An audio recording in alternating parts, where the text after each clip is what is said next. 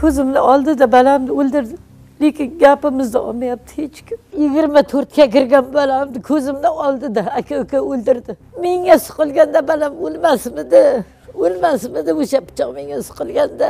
Qanday qilay? Shunday balamdan ayirdim yana qanday qilay? Yana bilan bayram qilib yuribdi, meni oldimda bayram qiladi kuniga. Yer kerak bo'lsa oldi ko'yin orqasini bu ko'chaga ularni nima haqqi bor? Bunchalar ham zolimlik qilmasa ulardi.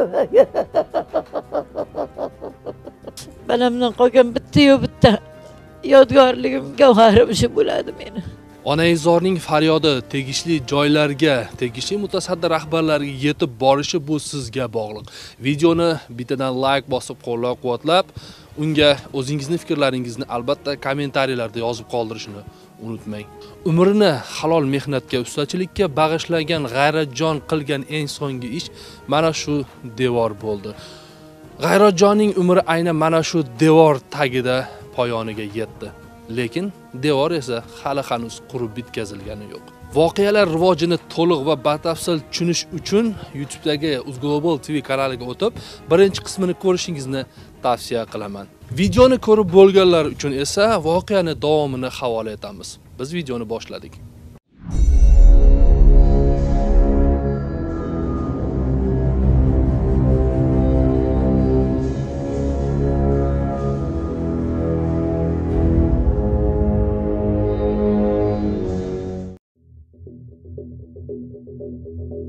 ...2020 yilning 21-noyabr kuni 24 yoshli G'ayratjon Tursunov hovlisining ko'cha tomonini tunuka devor bilan o'rayotgan edi.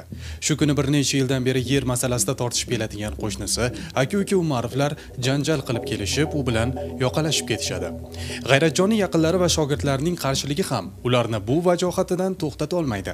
Aka-ukalardan biri pichoq bilan G'ayratjonning onasiga tashlanadi. Bu hujumga ona chap bera oladi. Biroq aka-ukalar changalida qolgan farzandi pichoq yeydi. Ushbu holatdan aka-uka Umarovlar afsuslanish o'rniga g'azabotidan tushmaydi. Jabrlanuvchining do'sti yetib kelib, uning qattiq qarshiligidan keyingina voqea joyidan juftakni rostlashadi.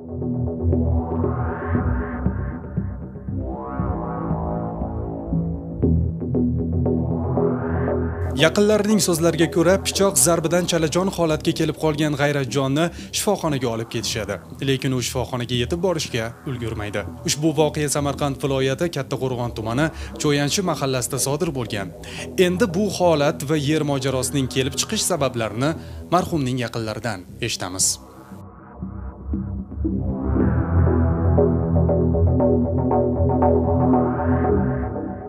O'lmasmidi o'sha pichoq menga siqilganda? O'sha pichoq menga siqilmadi. Shundan keyin u balamga qarab o'tdi. G'ayratjon, qo'lida pichoq bor ekan deb baqiryapman. Ana shunday qo'yganman. G'ayratjon, qo'lida pichoq bor. Qaradod deb baqiryapman. Bu ya shogirdlari. Otabek qo'lida men shirimdan shunday o'tib ketdi-da. Shirimdan. Qo'lida pichoqni mana bunday chaqib bitib boravergandan ikkita shogird bilan qochib ketdi chakkaga qarab. Elbek o'g'limdi. Ana shunday qilib bundan bitga qisib turuvdi. Balam qochalmadi. Hech joyga qochalmadi balam. Otabek bordi, shunday pichoqni urdi-da. Ikki qo'llab shunday siltab ko'tardi tepaga. Balajonim faqat aytib, "Voh, pichoq urdi" dedi. Ko'zi tivasiga bitta o'sha joyida yiqildi balam. Dod balamni pichoqladi deb chirqillab yig'layapman. Dod meni balamni pichoqladi deyapman. Shogirdlari qochib o'tib ketib qoldi-da, qo'rqdi ular ham. Rustam kelayotgan ekan, biz yerga borayotgan ekan, Rustam yetib bora olmay qoldi. Rustam bordi, "Nima qilding?" deb baqiryapti. Elbek qo'lida pichoq chiqardi, qayerdan chiqarib bilmayman. Shunday qarasam Rustamga qarab, "Yaqinlashsang seni ham o'ldiraman" dedi. Rustam yaqinlashgan, qo'rqdimi, bormadi. Shunday tosh oldida toshni otdi, Elbekka qaradi. O'zim ham bora olmadim, ishonasizmi? O'sha pichoqni oldiga bora olmadim, aka-uka ikkovi. Unisini qo'lida qip-qizil qon pichoq, Elbekning qo'lida pichoq turibdi. Ko'zi chaqnab qarab turibdi. Balamni yeding deb yig'layapman, lekin borib urolmadim. Urgim kelyapti, qo'rqyapman. Doddi baqirdim, bular balam bilan bo'lib qoldi. Shu arada mana hamsiyamiz Quvvat aka degan odam bir joydan kelib qoldimi, bir o'sha ko'chada to'g'ri bo'lib qolibdi. Eshaklar dedi. Tosh bilan g'ish bilan urdi dedi, nimaga pichoqlading dedi. Ular qochib ketdi, pichoq bilan uyiga qarab qochdi o'sha palla. Balamni doktorga olib ketdilar, lekin balam o'zi doktorxonaga borsam o'sha joyida tamom bo'lgan holat edi. 24 ga kirgan balamni ko'zimda oldida aka-uka o'ldirdi. Men bu gaplarni aytsam, Ulug'bek Rahimov degan tergovchi bor ekan. Quloq solmadi. Shogirdlar gapi o'taymish, ota-onani gapi hech joyda o'tmaymish. Ulug'bek qayerda yursiz? Shaharda, Kattaqo'rg'on shahrining tergovchisi. Prokuraturanikimi, ichki ishlarmi? Prokuraturaning tergovchisi. O'sha odam tergovda bir taraflama ish bordi. Bizlar norozi bo'ldik bundan. Samarqandga Masharipov degan odamga bosh prokuror ekan. Bordik. Bir xo'jayinim bordi, 2 marta men bordim, 3 marta bordi xo'jayinim.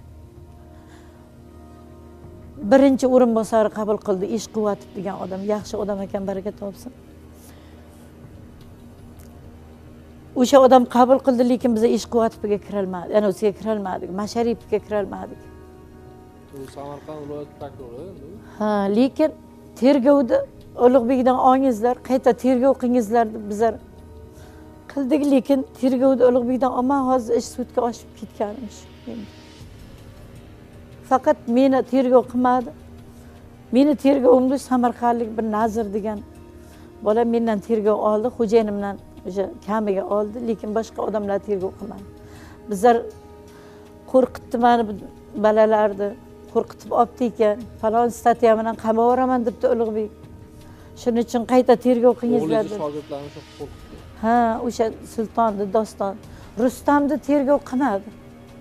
O'sha Ulug'bek Rahimov tergovga olib bordigan kiritma.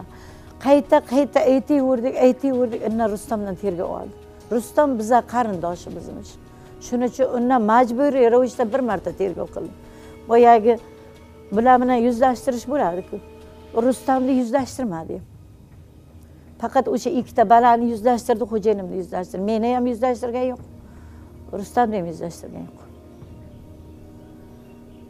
Tergovdan biz norozimiz deb juda ko'p marta arz qildik, lekin hech kim qayta tergov bo'lmadi. 28 kunlik qizi qoldi. O'g'limdi. Kelinim stress holatida bo'ldi.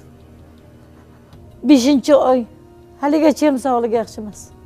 Hozirgacha balasayla uyimda qarab o'tiribman o'zim. Hech kim balam demasin. 7 ta shogirdi bor edi. O'g'lim o'lmasidan 10 kun oldin aytdi, ayajon dedi. Uchqunpochcha magazinning oldida kechkilikda turuvdim dedi. Elbek mashina bilan kelib qoldi dedi. 2 marta ustimga mashina haydab yubordi, aya dedi. Menida bu Saramoma degan bir ayol bor, shu navorasi o'g'limning shogirdi. Shu kishini ham navorasini ishga aytaman deb bordim. Yana ko'chadan keldi, yana ustimga mashina haydab yubordi, aya dedi. Chakkaga qochdim dedi. Xo'jayinimga aytdim, qarang bu nima deyapti dedim. Balam dedi, yomonlarga teng kelma, urushma dedi. Sen usta odamsan dedi, shu proslarga teng kelasanmi, chakkaroqda yur dedi. O'sha pilla o'g'lim aytdi, ayajona dedi. Shu ko'ngilchanliklaringiz bir kun boshlaringizga balo bo'lmasa bo'ladi dedi. Mana balo bo'ldi boshimga, balo bo'ldi. O'g'lim dunyodan o'tdi. Uyga keldim. Kelsam kelinimda o'tib yig'lab chiqdi. Ayajon dedi, Elbek o'ldiraman deb. Tushib yurdi orqasidan, baribir o'ldirdi, nihoyatiga yetdi dedi. Niyatiga yetdi dedi, nima qildi dedim. U yaqinda o'g'lim uyimizda ish qilyotdi. Mana tomonlar pataloq qoqdi. Men o'g'lingiz ishga ketyapti dedi. Shunday darvozaga chiqib tursam, Elbek mashina bilan kelib qoldi dedi. Shunday mashinani tiqib haydadi, o'g'lingiz shunday chakay qochib qoldi, bosib o'tib ketaydi dedi. Shogirdlarni oldi dedi, toshni g'altakka solib berib yotuvdi dedi. Yana bir kun dedi. Yana mashina bilan keldi dedi. Shunday mashinani tiqib haydab keldi, shogirdlar qo'lidan bir tortdi toshni bu yerga o'tdi dedi. Bosib ketaydi aya dedi. O'sha pilla dedi, bosmoqchi edim buni dedi. Necha marta harakat qildi dedi. Nimaga aytmading menga dedim. Shu gaplarni nima uchun aytmading dedim. Baribir ham balamni o'ldirdi, aynalik, o'ldirdi balamni. Nima qilay? Hech kim balamni emassin, hech kim. Meni balam bor-ku. Bir piyola aroq ichgan odam emas, yo bitta sigaret chekkan odam emas balam. Hammaga faqat xo'p bo'ladi deb gapirdi. 24 ga kirdi. Ona nima joni bor edi, hali nima joni bor edi balamdi. Ay yer kerak bo'lsa oldi-ku, orqasini bu ko'chaga ularni nima haqqi bor? Bunchalar ham zolimlik qilmasa ular nimaga?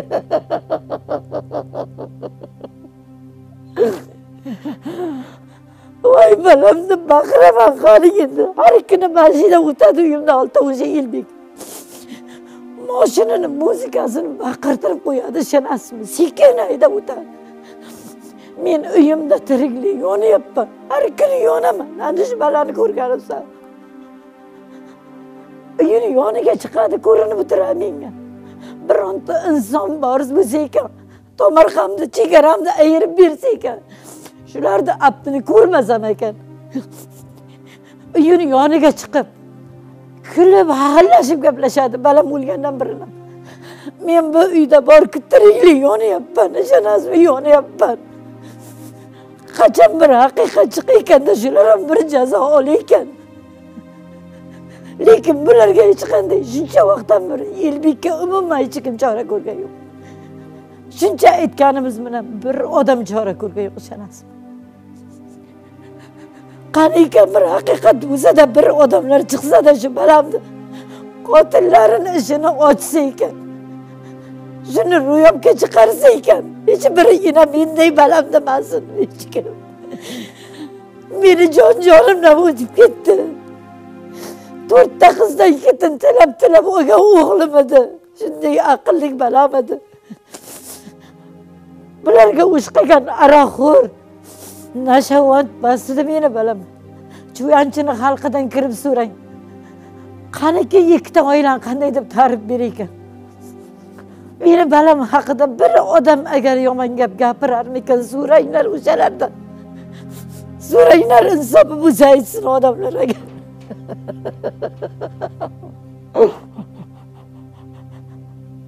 Qanday qilay, shunday balamdan ayirdim meni, qanday qilay? Yana bular bayram qilib yuribdi, meni oldimda bayram qiladi kuniga. Yerda oldi-ku to'ymadimi o'sha yerda opam. Bu tomonlarga ham yana xo'jayinlik qilib cho'kib keldi oldimga. Yeram o'lsin agar, yeram o'lsin, shunday balamni oldi. Iltimos agar meni kim ko'rsa, iltimos shu haqiqatni chiqarsin. Shu balamni qotillarini ro'yobga chiqarib bersin. O'shalar ham jazo olsin. Guldek balamni o'ldirib bular bayram qilib yuribdi hozirgacha ham. Samarqand viloyati Kattaqo'rg'on tuman Cho'yanchi mahalla fuqarolar yig'ini raisi Saidmurodov Dilshod bo'laman. Mana shu fuqarolar yig'inida 2016-yilda men raislik lavozimida ishlayman. Bu Tursunovlar hamda Umarovlar oilasi bo'yicha mana shu 2019-yilda may-iyun oylaridan boshlab shunaqa janjal mojarosi bor edi. Bular bo'yicha o'sha janjalkash oila, bir-biridan kelishmaydigan oilalar ro'yxatiga qo'yib, bularni o'zlariga tushuntirishlari olib borganmiz. Bularga o'shanaqa tushuntirishlari bilan o'zimiz nimamiz yo'llar bezib qo'ydi. Ro'yxatda turadigan keyin gapirdik.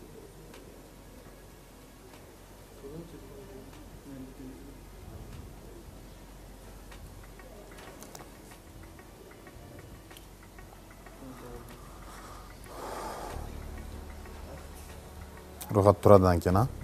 Shu anaqa janjal. Ha, janjalkash oilalar ro'yxatida turadi. Bularga mana shu janjal boshlangandan beri bir necha marotaba men o'zim orqali, mutaxassislarim orqali, mana uchastka profilaktik noziri orqali bir necha marotaba bular bilan tushuntirishlar olib borganmiz. Kelishtirish masalasi bo'yicha mana bu Tursunov Sa'dul aka bilan birga yo bo'lmasa Umarov o'sha Husan aka bilan birga tushuntirishlar olib borganman. O'zim ham bir necha marotaba, chunki o'sha uyning orqasida boshlangan birinchi janjali uyning orqasidagi yer muammosi edi. O'sha yer uyning orqasidagi muammosi bo'yicha ular shunaqa yerim bor deb nima qilgandan bu Tursunov Sa'dul akaga tushuntirish berib, o'sha 1 metr joy hech kimdan nima qilmasligi uchun men tushuntirib berib, Sa'dul akaga o'sha yerda olib berganman. Bundan keyin ham o'sha bir tomonidan 1 metr, undan tomoniga 1,5 metr mo'yda beton qo'ydi. O'shanaqa ham hech qanaqa muammosi yo'q edi bular. Keyin Tursunov Sa'dul aka bu yerda o'sha devor quraman. O'shandan keyin degandan keyin o'sha devorni pastdan qo'yasan, o'sha betonni emas, betondan keyin biz sana haqing bor deb bular nima qilgandan keyin men o'sha tuman kadastr bo'limidan, tuman yer resurslari xodimlarini chaqirib, shularga huquqiy yordam ko'rsatish bo'yicha amaliy yordam so'raganman. O'shandan keyin ular keldi, ular uchrashdi. Bulardan birinchi bor so'ragan narsasi o'sha hujjatlarni so'radi. Hujjatlariga bular tegishli tuman hokimining qarori bo'lmaganligi sababli o'zlarini tegishli hujjatlarini olib o'sha tuman yer kadastr bo'limiga, tuman yer resurslari bo'limiga uchrashishni talab qildi. Keyin bular borgan, haqiqatan Tursunov Sa'dul aka borib o'sha hujjatlarni olib borib uchrashgan. Uchrashgandan keyin bularga kerakli hujjatlarni aytgan, qanaqa nima qilish kerak, tuman hokimining qarorini chiqarish kerak. Bularga o'sha hozirgi kunda 6 sotikdan ziyodiga o'sha tuman hokimining qarori 6 sotigining tuman hokimining qarorini chiqarib, undan ziyodiga o'sha tuman zaxirasiga olish kerakligi to'g'risida tushuntirishlar belgilangan. Lekin bularda o'sha tuman yerini qarori bo'lmaganligi sababli ulardan tuman yerini qarorini so'ragan. Qarori bularda qaror mavjud emas, chunki bular ancha yil, ko'p yillar oldin o'sha yerda olgan, o'shanga qishloq fuqarolik yig'ini kengashini qarori bilan yer olganligi sababli o'sha tuman arxividan o'sha kengashni qarorini ko'rsatgan. Shundan keyin bu Tursunov Sa'dul aka o'sha yer qarorini olib kelib ko'rsatgandan keyin men ularga aytdimki, haqiqatan mana sizning qarorlaringiz bor ekan. Siz tuman sudiga murojaat qiling. Tuman sudi sizda o'sha kim qanaqa yerga huquqi egaligini tushuntirib nima qilib beradi. Keyin Tursunov Sa'dul aka menga kelib uchrashdi, haqiqatan shu bitta dalolat nima qilib bering, shu narsa bo'yicha tuman sudi sizdan bitta mahallani bitta fikrini so'rayapti. Menga uchrashdi. Men o'sha narsaga bitta haqiqatan mahallamizni dalolatnomasini qilib to'g'rilab berdim. U qanday, mana misol uchun haqiqatan shu bir necha yildan beri shu yerga egalik qilib keladiganligini, o'sha Umarov Husan aka o'sha bir necha yildan beri o'sha yeriga egalik qilib keladiganligini tasdiqlovchi nima qilib berdim. Shundan keyin biz tuman sudining qarorini kutdik, natijasi nima bo'lishini. O'rtada yana bular janjallashib o'sha kuni, o'sha bo'lgan voqea kuniga men endi eshitishimcha, endi buni aniq bilmayman. Bular o'sha Umarov Husan akaning farzandlari o'sha qaysidir to'yda, bizning mahallamizda emas edi, lekin u to'yimiz qaysidir to'yda spirt ichimliklar ichib kelib nima qilganini men bir kun oldin bizda bitta mahallamizda bitta voqea bo'lganda o'sha joyda edim. Sa'dul akaning o'zi birinchi farzand telefon qildi. Aka shunaqa bo'lyapti, yetib keling deb. Hozir 10 minutda boraman deb telefon qildim. Qarib aradan 10-15 minut o'tmasi o'sha yetib kelsam, bu yerda u уже bu voqea bo'lib tinch bo'lgan ekan. Kelib qaradim ham tinch. Aytdim, tinch ekan, nima gap ekan deb keyin bu kishiga telefon qildim, tushunmadim. Ham qo'shnilardan so'radim. Qo'shnilardan so'ragandim. Bizda ham xabarimiz yo'q deb qo'shnisi nima qildi? Qaradan yana bir 20 minutlar o'tar o'tmas yana bu amakilar nimalar yetib keldi. Haqiqatan shunaqa voqea bo'lganini menga aytdi. Shundan keyin shunaqa voqea bo'lganini eshitdik. Biz mahalla ahli bilan birgalikda mana shu bo'lib o'tgan jinoyatni suddan talab qilamizki, mahalla o'rtasida fuqarolar bilan birgalikda o'tkazishni talab qilamiz. Bor, oldiga borib olib keldi, oldiga bor. Videoga olib keldi, bor.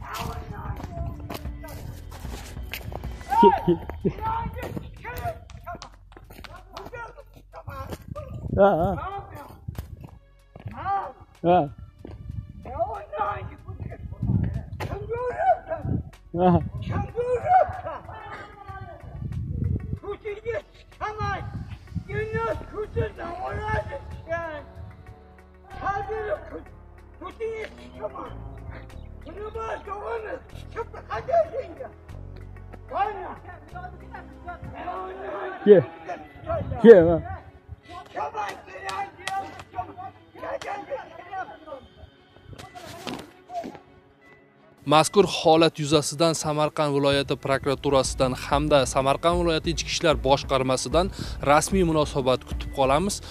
Suddan esa adolatli qarorni ta'minlashini so'raymiz. Onaizorning faryodi tegishli joylarga, tegishli mutasaddi rahbarlarga yetib borishi bu sizga bog'liq. Videoni bittadan like bosib qo'llab-quvvatlab, unga o'zingizning fikrlaringizni albatta kommentariyalarda yozib qoldirishni unutmang. Videoni kanalga obuna bo'lmasdan ko'rayotganlardan esa pastdagi qizil podpisatsiya tugmasini bosish orqali kanalimizga obuna bo'lishingizni hamda safimizga qo'shilishingizni iltimos qilib qolamiz. Zero birlashib biz bir kuchimiz.